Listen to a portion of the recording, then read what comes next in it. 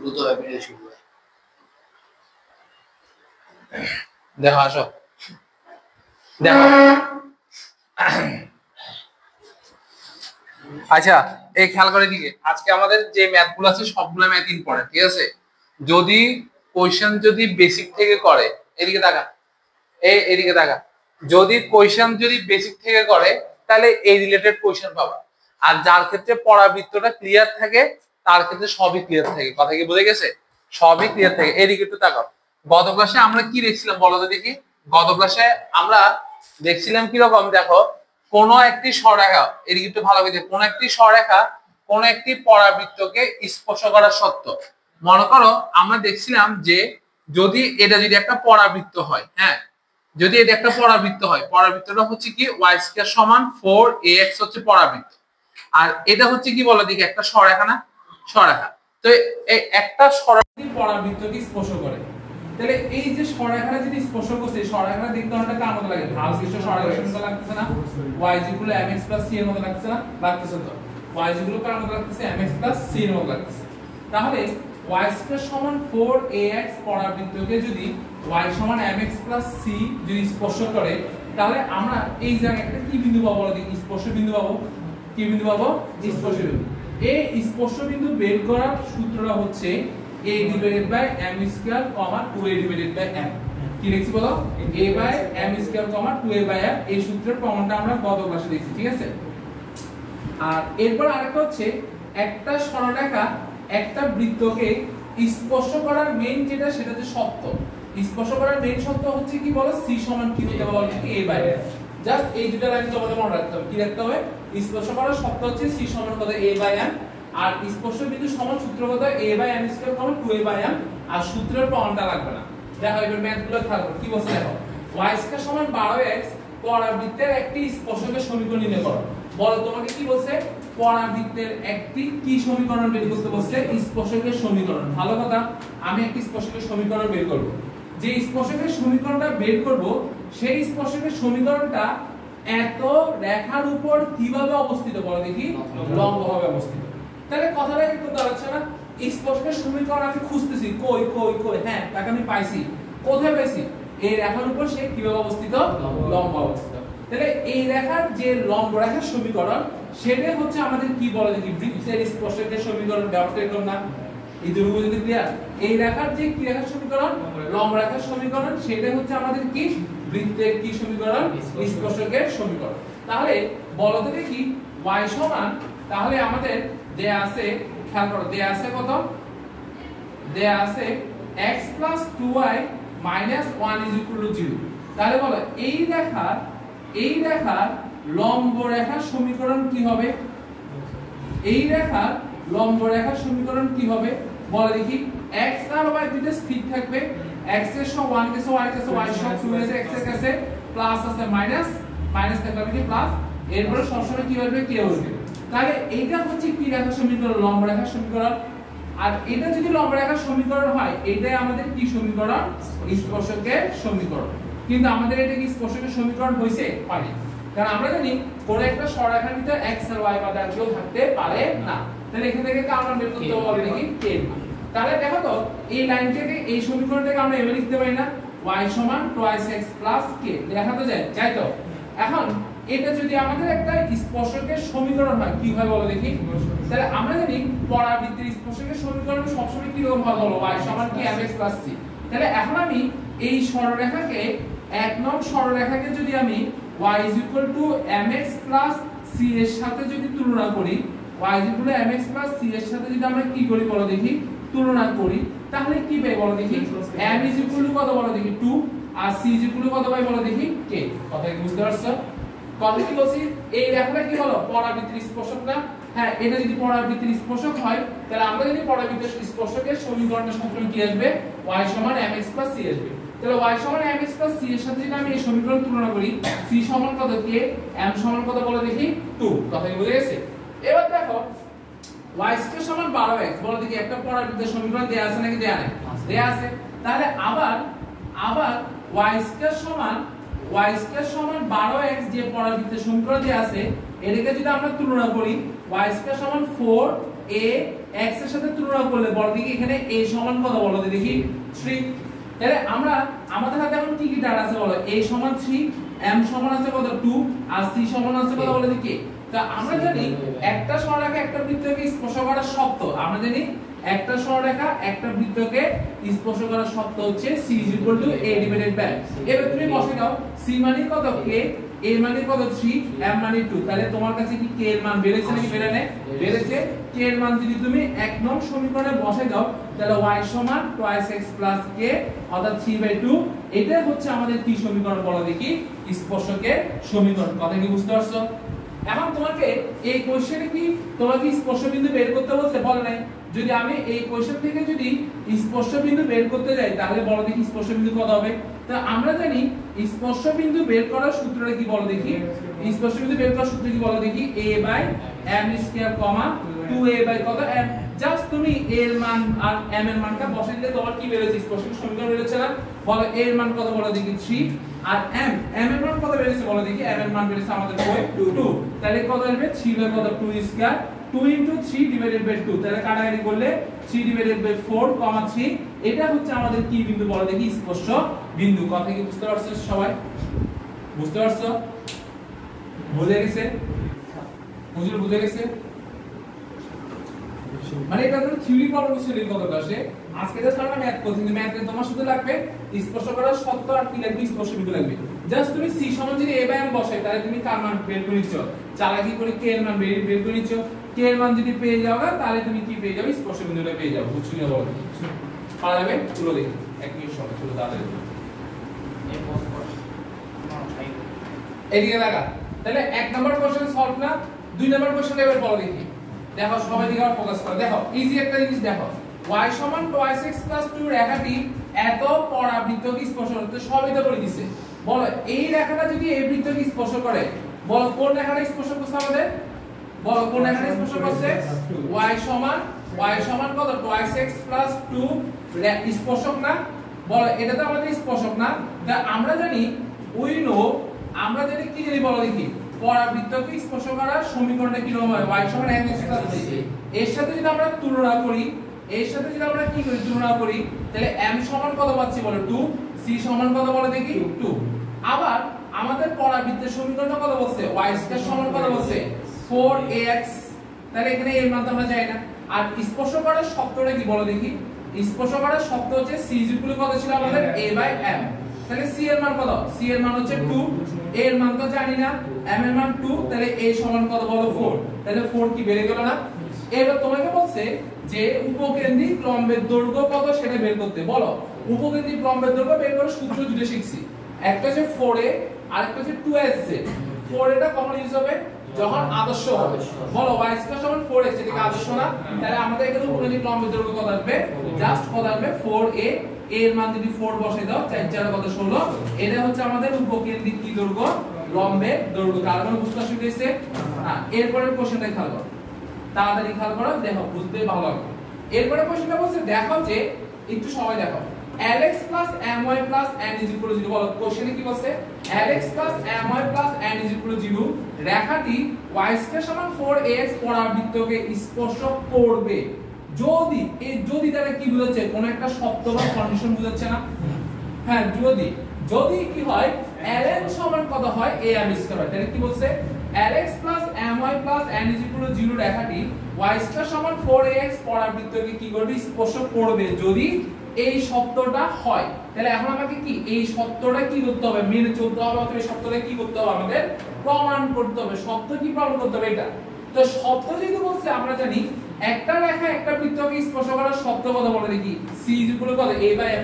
এই শর্ত তো আমরা আর কোন কি শর্ত আছে, শর্ত আমাদের নাই। তাহলে আগে ফার্স্টে তুমি দেখো তোমাকে কোশ্চেনে 3 নাম্বার কোশ্চেনে দেয়া আছে সরলরেখার সমীকরণটা কত দেয়া আছে সেটা তুমি আগে লিখো, যে Alex plus My plus n is equal to 0 কি সরলরেখার সমীকরণ দেয়া আছে, ঠিক না? দেয়া আছে না সরলরেখার সমীকরণ। বল আমরা এটাকে যদি আদর্শ সরলরেখার সমান যদি y সমান mx plus c এর মধ্যে লিখতে হয় তাহলে কি করতে বলো, বামে শুধু কাকে রাখবো, my কে রাখবো, আর সবগুলোকে কোথায় পাঠিয়ে দিব, ডানে পাঠিয়ে দিব। বলো y সাথে কি আছে, m আছে না, আমরা এর উভয়পক্ষ কি দ্বারা ভাগ করব, m দ্বারা ভাগ করব। কি দ্বারা ভাগ করব, m দ্বারা ভাগ করব। এটা বুঝছো কিনা বলো। এবার এই সমীকরণকে যদি আমি y সমান mx প্লাস c এর সাথে যদি তুলনা করি তাহলে m সমান কত বলে দেখি minus l by m, c সমান কত বলে দেখি মাইনাস n বাই কত m। এটা বুঝে গেছি না বলো? বুঝে গেছে?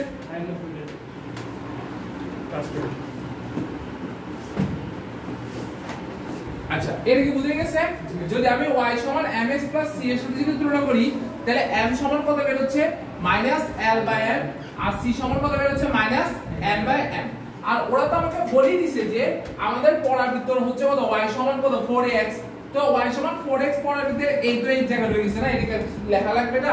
লেখা লাগবে না। তাহলে বলো যদি মানে কি কন্ডিশন, হ্যাঁ আমরা জানি সত্য হচ্ছে কত, সত্য হচ্ছে c সমান কত বলো দেখি a বাই m। c সমান যদি a বাই m হয় তাহলে c এর মানটা কত বেরিয়েছে বলো দেখি মাইনাস n বাই m। এর মান তো আমরা জানি না, এর মান সমীকরণে যেটা আছে সেটা হুবহু বসবে, লিখলাম না আমি। m সমান কত বেরিয়েছে বলো দেখি মাইনাস l বাই কত m। তাহলে আমরা যদি এটাকে সুন্দর করে লিখি n ডিভাইডেড বাই m সমান minus a m divided by কত l, বলো মাইনাস মানে দুটো চলে গেছে না, l যদি l এর সাথে গুণ হয় n l is equal two m যদি এটার সাথে গুণ হয় তাহলে a m স্কয়ার, তাহলে n l সমান কত a m স্কয়ার হয়। তার মানে এটা প্রমাণিত। বুঝছো না? দেখো দেখো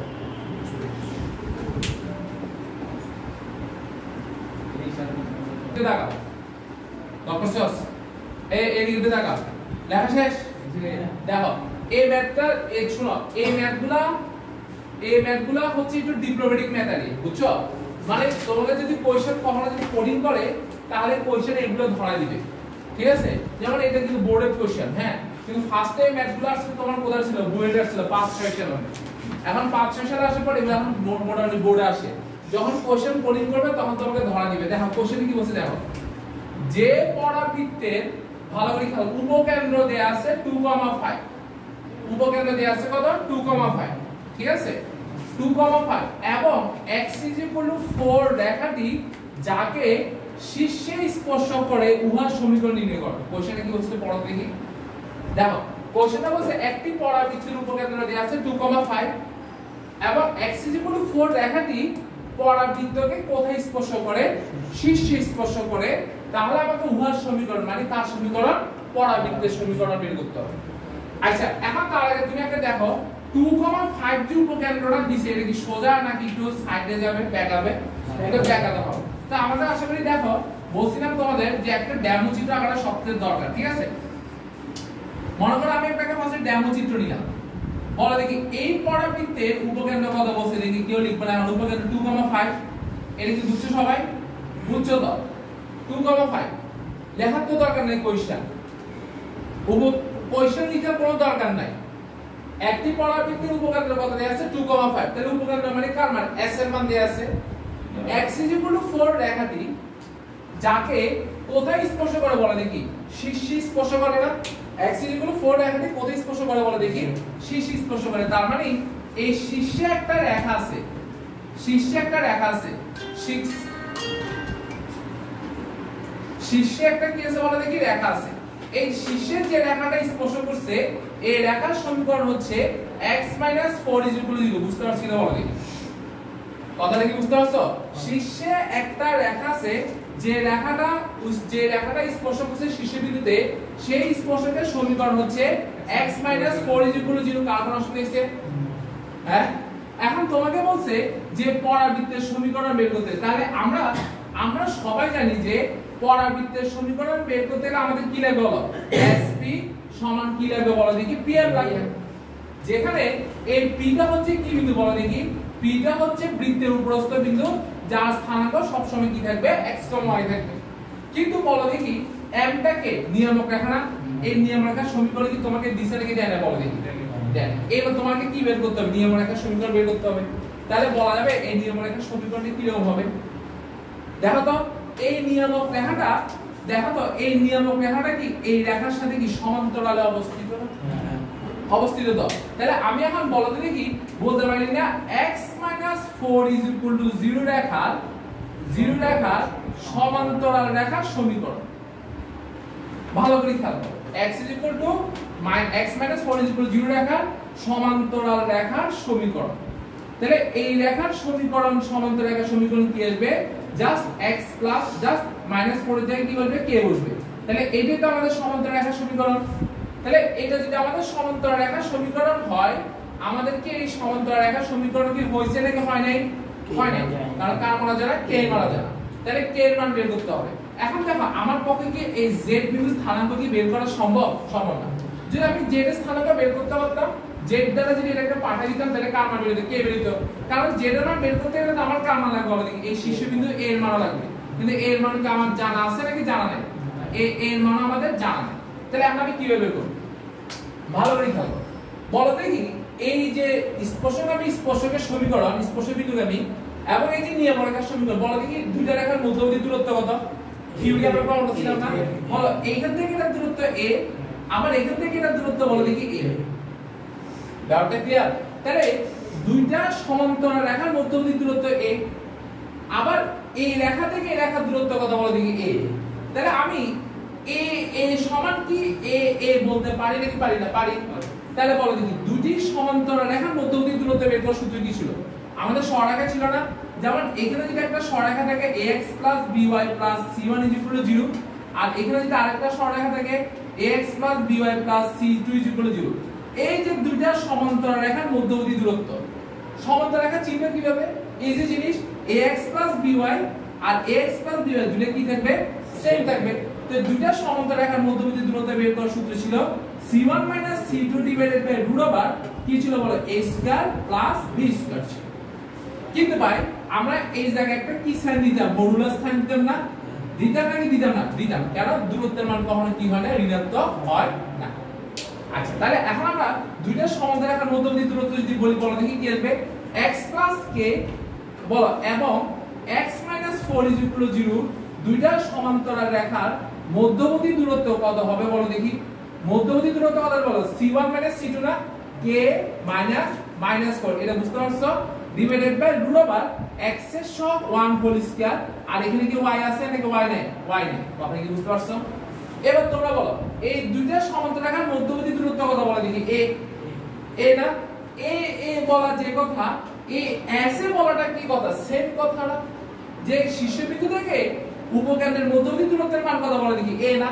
তাহলে a বলা যে কথা, a বলাটা কি কথা? সেম কথা। অর্থাৎ আমি এখানে তোমাদের বুঝার সুবিধাতে a লিখলাম, আমি বুঝার সুবিধাতে কি লিখছি বলো দেখি? a লিখলাম। হ্যাঁ,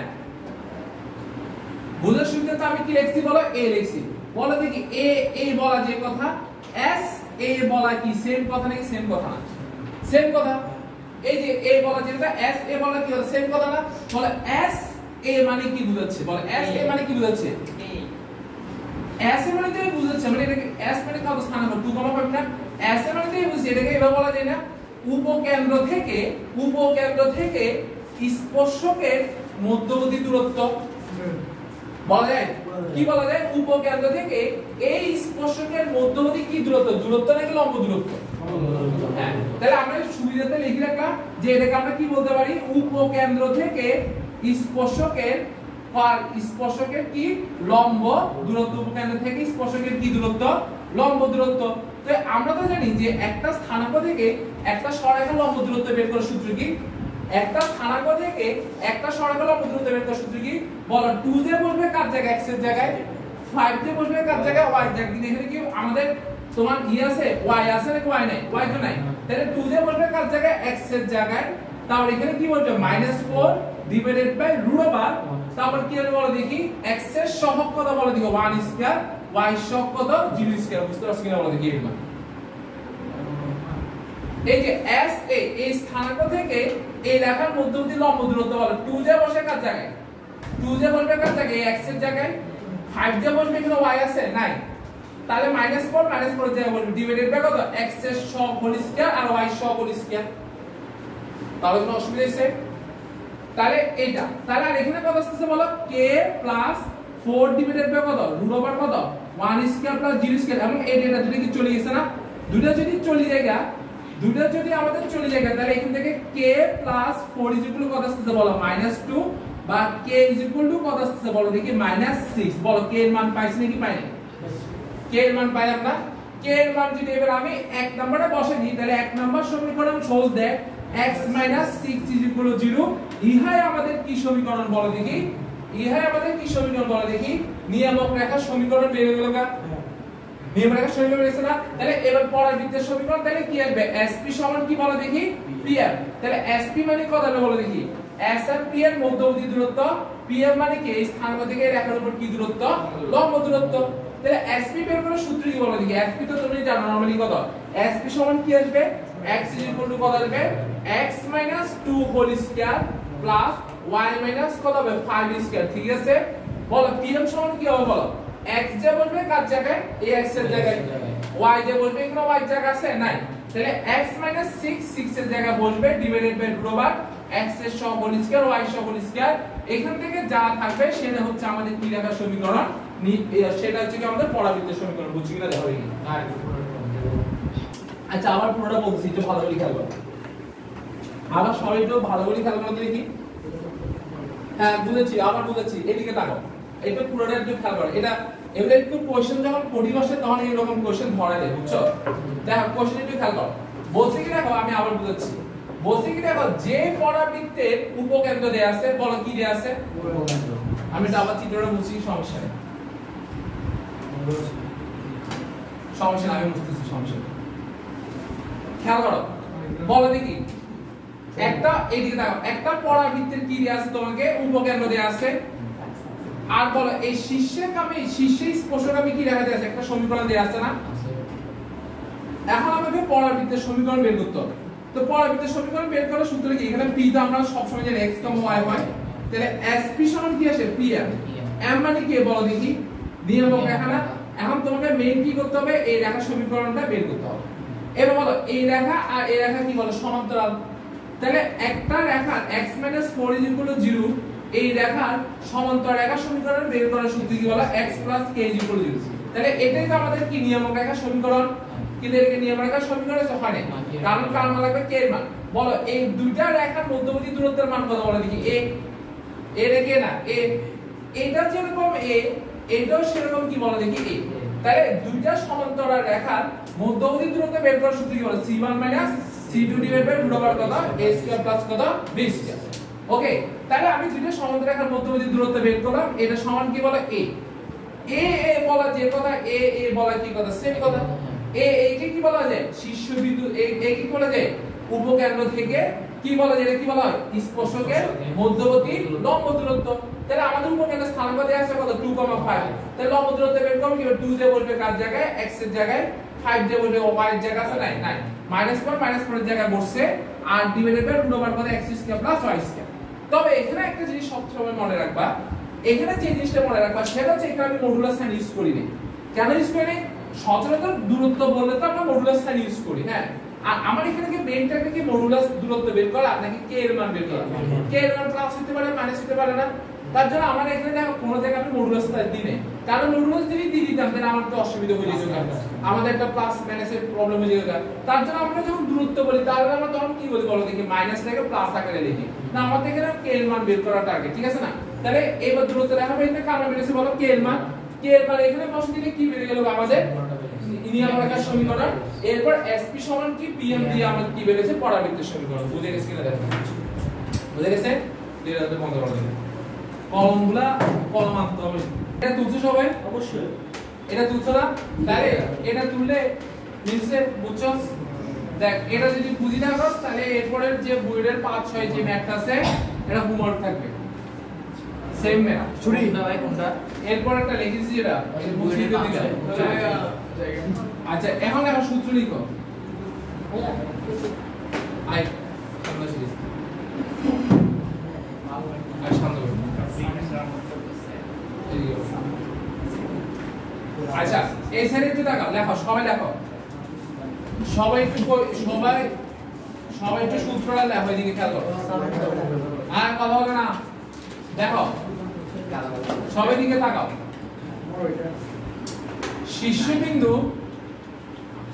শীর্ষবিন্দু আলফা কমা বিটা শীর্ষবিন্দু কি আলফা কমা বিটা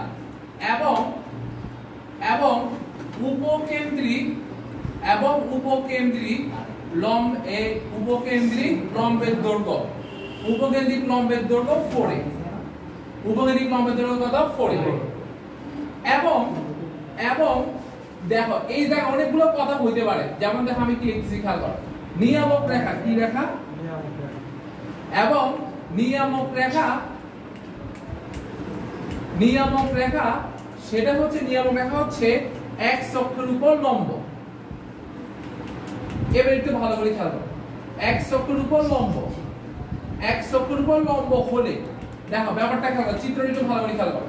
মনে করো যে একটা পরাবৃত্ত, সেটা তো আমি শীর্ষবিন্দুতে আমাদের কোনো ফ্যাক্ট করতেছে না, সেটাকে আমরা দেখি নিয়ামক রেখাটা হচ্ছে x অক্ষের উপর লম্ব।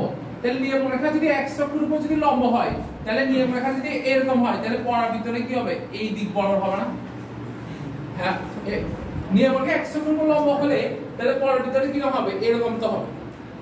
এখন পরীক্ষা হলে যে নিয়ামক রেখা x অক্ষের উপর লম্ব এরকম না বলে দিয়ে বলতে পারে না নিয়ামক রেখা y অক্ষের সমান্তরাল বলা যাবে? বলা, সেম কোশ্চেন।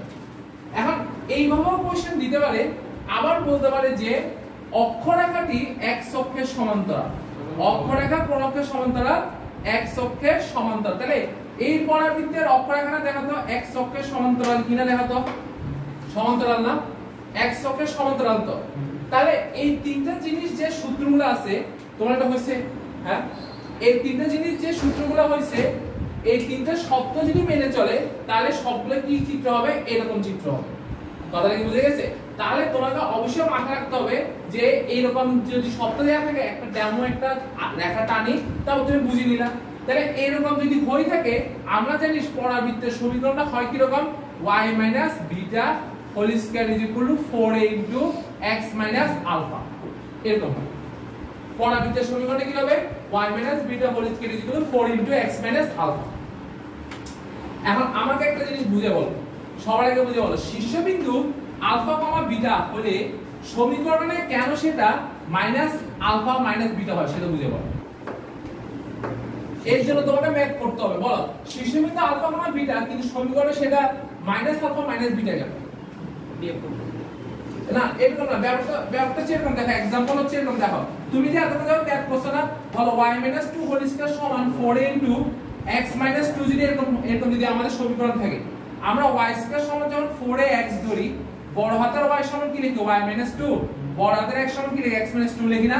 আর এই পরাবৃত্তের শীর্ষবিন্দু যখন 0 0 লিখি, বড় হাতের x সমান 0, বড় হাতের y সমান 0, তাহলে x - 2 সমান 0, y - 2 সমান 0, তাহলে x সমান কত? 2, y সমান কত? 2 না? তাহলে শীর্ষবিন্দু কত? 2, 2। দেখো শীর্ষবিন্দু যেখানে 2, 2 থাকে, সমীকরণে সেটা -2, কি থাকে? -2 থাকে, মাইনাস থাকে। মানে এটা যা থাকে সমীকরণে সেটা কি আকারে থাকে বলো দেখি? বিপরীত আকারে থাকে। যেমন তোমরা উৎপাদক বিশ্লেষণ করতে যে x এর মান 1 বসালে 0 আসতেছে, তাহলে কি আমি উৎপাদক বিশ্লেষণে x সমান 1 লিখতাম নাকি x - 1 লিখতাম? x - 1। তাহলে যেটা মান থাকে, কোন কিছুর মান যখন বের করা হয় সমীকরণে সেটা কি আকারে থাকে বলো দেখি? মাইনাস আকারে থাকে। কি আকারে থাকে বলো দেখি? মাইনাস আকারে থাকে। বুঝে গেছিস জিনিসটা? তাহলে সেকেন্ড সূত্র হচ্ছে কি, সবগুলা সেম থাকবে। শীর্ষবিন্দু যদি কত হয়? আলফা কমা বিটা হয়, এবং উপকেন্দ্রিক লম্বের দৈর্ঘ্য যদি কি হয় বলো দেখি? 4a হয়, এবং তোমাকে এখানে বলা হয়েছে যে নিয়ামক রেখা, কি রেখা? নিয়ামক রেখা x অক্ষের সমান্তরাল না, x অক্ষের y অক্ষের উপর লম্ব। বল নিয়ামক রেখা কি অক্ষের উপর লম্ব? y অক্ষের উপর লম্ব। তাহলে পরাবৃত্তের সমীকরণ কি হয়? x স্কয়ার সমান 4a হয় না?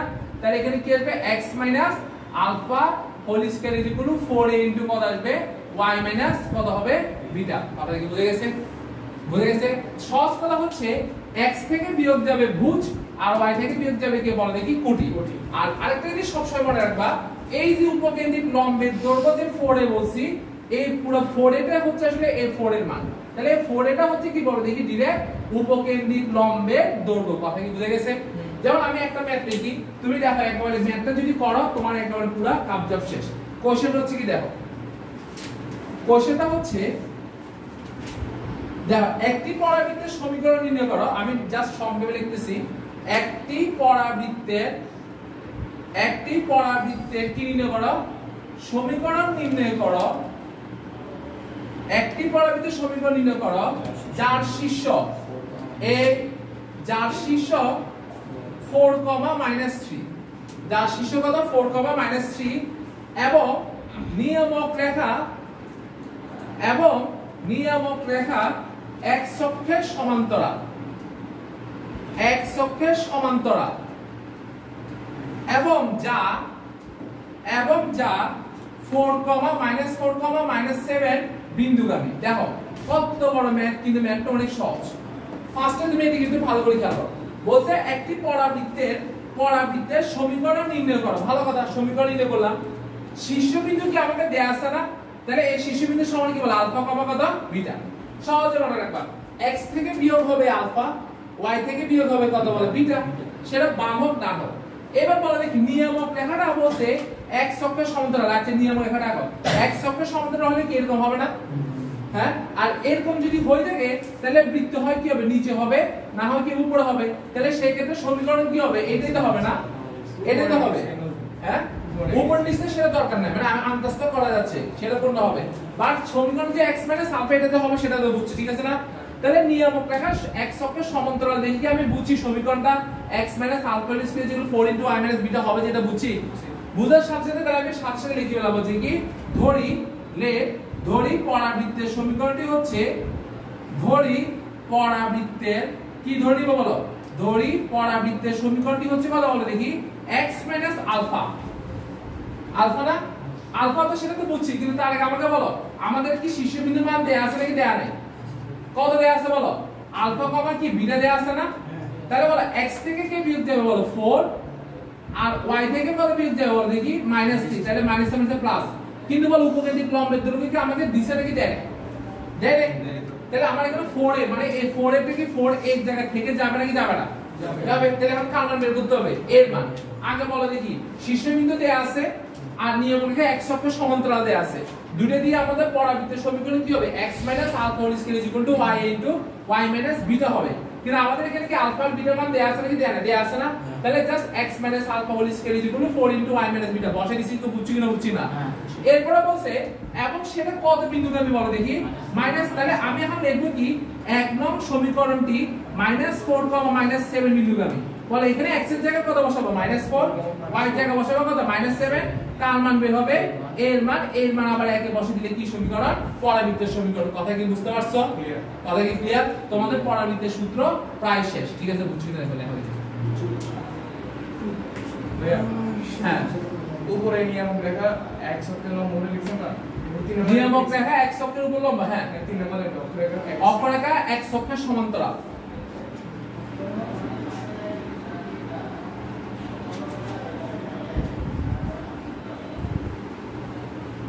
x অক্ষের সমান্তরাল কেন হবে?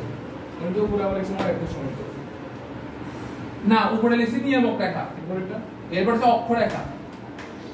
এটা অক্ষরেখা।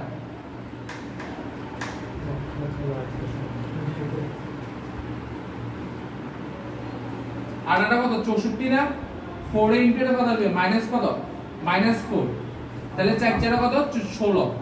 16 এর মান কত বেরিয়েছে? 4 16 64 না? এর মানটা এবার 1 নম্বরে বসে দিলে যা থাকে সেটা হচ্ছে আমাদের পরাবৃত্তের সমীকরণ।